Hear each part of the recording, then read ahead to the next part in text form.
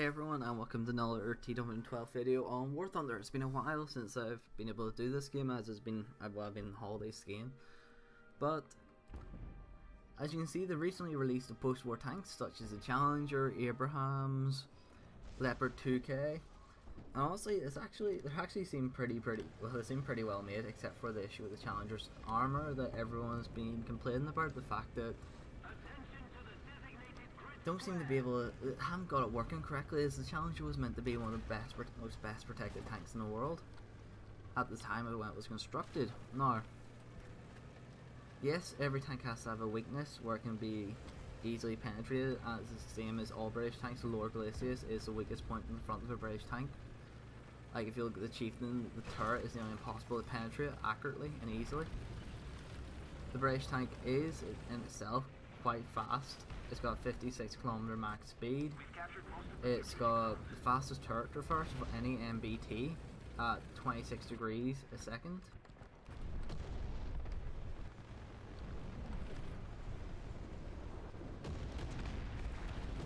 Now, its composite armor is very well. Its composite armor is gives it the best chemical protection in the game, from 700 to 750 millimeters of protection.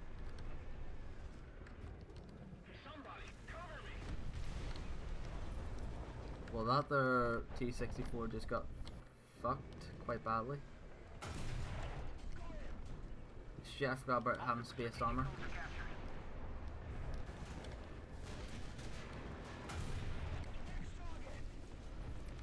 Fuck, is that Leopard 2K down? That's a good question.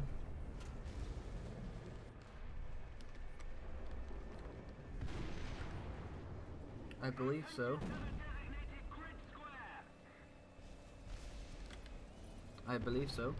Now, the composite armor on the Challenger is very efficient, especially on the turret and the upper glacis.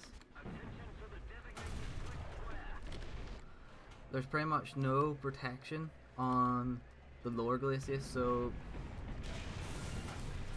you don't want that exposed. As you can see, it just lanced the 650mm penetration heat round from the Leopard 2K there, from the turret. That is the beautiful thing about this turret.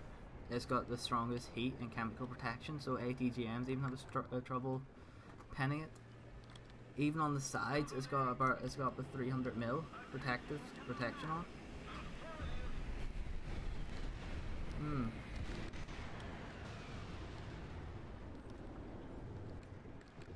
I could have swore I saw a tank coming over that way.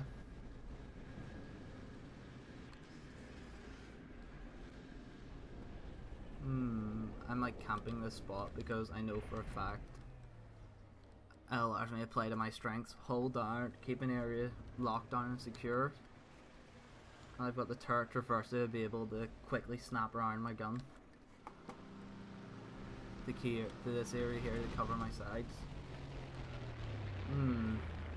I don't want to risk myself pushing out too much. The reload rate in this gun is outstanding at 7.7 seconds. I think I can get it a bit higher once I fully max my crew out. I'm missing a few things, but they're not there. My crew's not too badly done. I'm beginning to think most of them are in the air.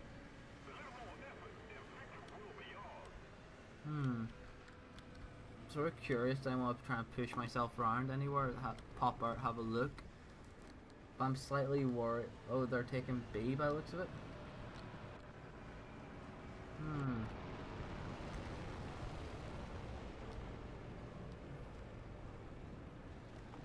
I think I'll begin testing my luck.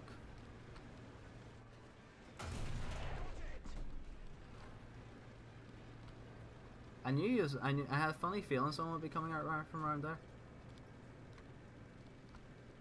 You always get that one MBT-70 that's going to try and camp there. But to be fair to him, it is a great place to get kills. And this is where I'm going to try and use my tank's maneuverability to my advantage.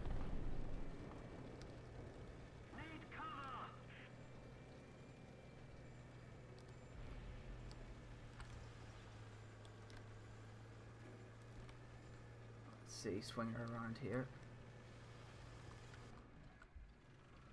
Come on, bring her around. Like this here turret traverse is brilliant. Like it allows me to take shots and snapshots that normally you wouldn't easily be able to do in tanks with lower turret traverse. It gives you a really good advantage when you're trying to be sneaky. You're trying to play to your this tank's advantage. It gives you a nice advantage over other tanks. The fast turret traverse, it really is a big one. It's definitely one that it definitely makes this tank stand out. It really does make it stand out. Damn, I never even noticed that tank there till the last minute. And it got me in the lower glaciers because I had it exposed. Well, I'm gonna take out my Hawker Hunter. Now the composite, that's the main weakness of the Challenger, is its lower glacis. It's considerably weak. That's the only issue with it, is its pure weakness.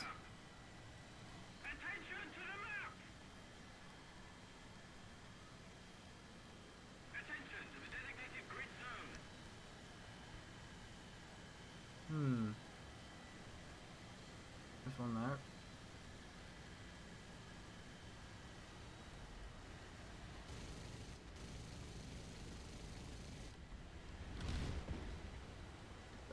That's why I love the Hawker Hunter. You can just pull out of things so easily with it and so well.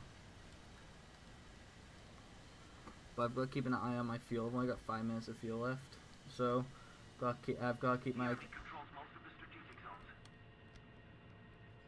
kill assist on that leopard there.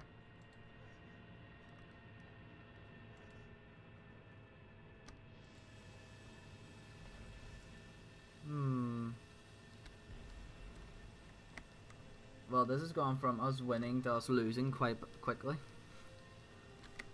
Let's see, MBT 70 MX ZSU. A lot of people still use the ZSU. It still is quite the nasty tank killer. I've learnt that lesson quite quick a few times. I came up against one of my turtles, well, my Doom Turtle, which was quite surprising. I never thought I would see one of my Doom Turtle. It was quite surprising to see it being able to pen the front of me.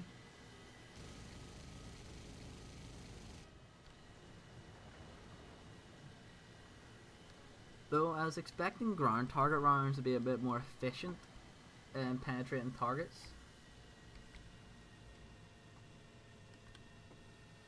Let's see. He's around here. He's around at this angle somewhere. Bingo.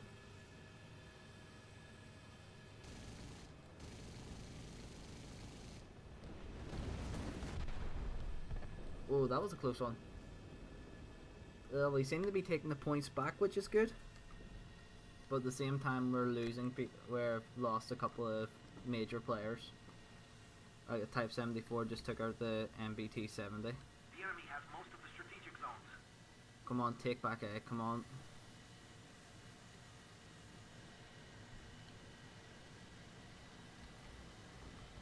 Back in the raised position. Come on.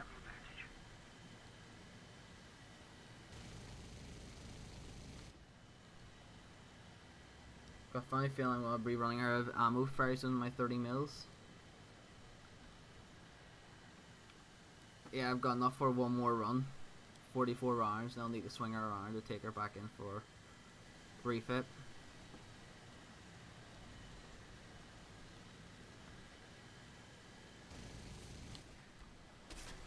Oh fuck, he actually did hit me too.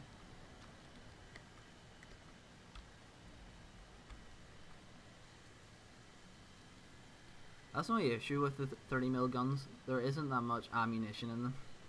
That's my only issue with them.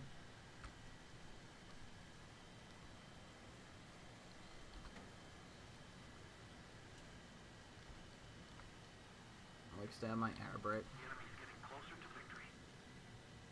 I can't believe this. We went from like we were it's just completely dominating the field to lose to pretty much being out of the fight.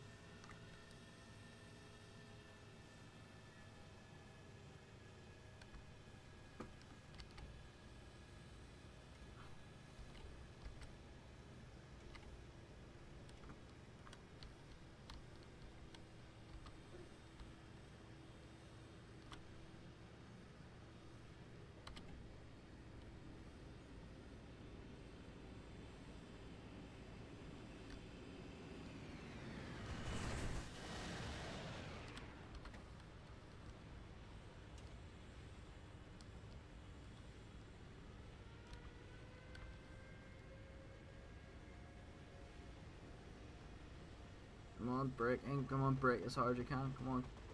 Get her, stop the refit, come on. God damn it. There's me going into a wee side run to try and get her stopped in time, but it didn't seem to work. Anyways, on more about the Challenger 2. Not Challenger 2. The Challenger 1.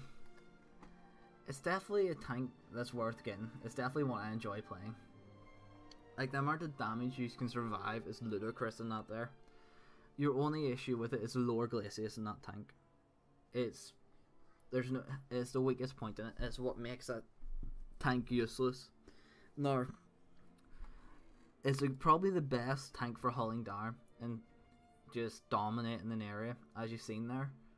But you just can't do that for an entire game. It's just boring doing that there. It does allow for dynamic gameplay in some aspects, but you need to be careful on how you play it. Like, I made a bad mistake where I decided I'm going to try and outflank them, and I got killed lower penetrating shot in the lower Glacius because of my mistake in showing it. I should have snapped the shot first, but I didn't. It didn't. I was concentrating on a different tank that could have got me in the ass. I thought it was going to come round, but it didn't. And the AMX up front got me. But that's what happens. It's War Thunder. Things like that happen. Mistakes are made, and what can you do about it? Now, would I recommend getting this tank? Yeah, I would definitely recommend the grind. The grind's hard, especially through the chieftains. The chieftains are good, and they're really fun when you can get into a really good position with it. But it's definitely worth it for the Challenger. Now, how does the Challenger fare against other post-war tanks? The Abrahams is more of an all-rounder. It's got decent armor in the front. It's got no upper Glacius composite armor, so a Hesh round to it there or heat or an anti-tank missile to it will kill it very easily from the front if you hit its upper Glacius. It's got moderate protection against its composite armor. It's nowhere near as effective against chemical or kinetic as the Challengers. The T-64B 1974 its composite armor is not bad, and the fact that the angling of its armor gives it quite a good efficiency of bouncing kinetic rounds gives it quite good protection overall. It's very well balanced, that tank. It's not, them two tanks are fair. You're able to play them aggressively very easily, but when it comes to hulling them down, you're a bit stuck because you lack the depression for it, especially on the T-64B 1974. The Abrahams I wouldn't recommend hulling down unless you really need to, because you don't play to that tank's strength. Its composite armor in the lower Glacius is 380 mil CE, C and K, so it's not the best. So it's not. I wouldn't recommend it for that reason. If you had maybe 700 and 450 and 750 mil kinetic and chemical armor protection or composite like the Challenger has, yeah, I would definitely recommend hulling it down. But the Abrahams, you need to keep on the move. It's like the MPT-70. You need to keep on the move, keep engaging from different angles, and do not, whatever you do, slow down for any reason and try and hold down and camp an area. You're just asking to be flanked and destroyed. I tried playing the Challenger a bit like that there, and it, well, fucked up. It should have stayed in that one spot and camped it, but it would have been a boring gap match there.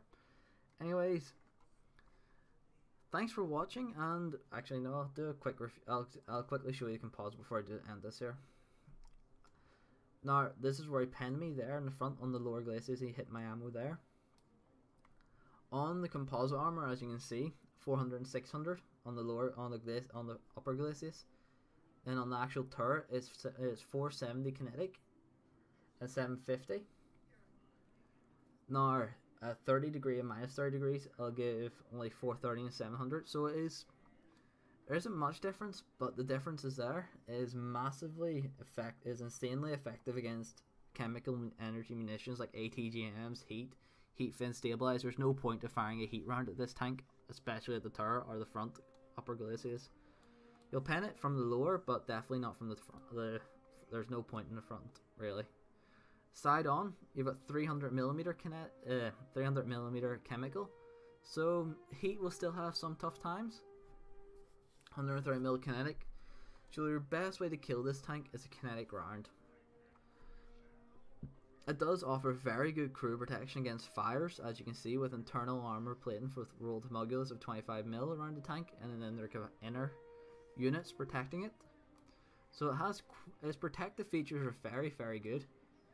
Like, the protective features allow for you to be able to survive stupidly amounts of shells. Like, it's not, like, you see 5 out of 6 matches, or maybe 5 out of 7 matches in this tank, you'll get a damage very easily.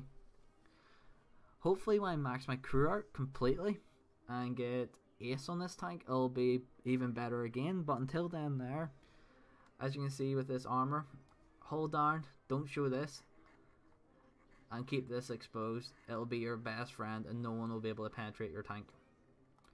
Anyways, thanks again for watching. Hope you like and subscribe, and hope this video helped you with a bit of a quick introduction to the post-war tank of the Challenger. And hope it made you want to get it, actually, because it's a really fun tank. Anyways, see you everyone.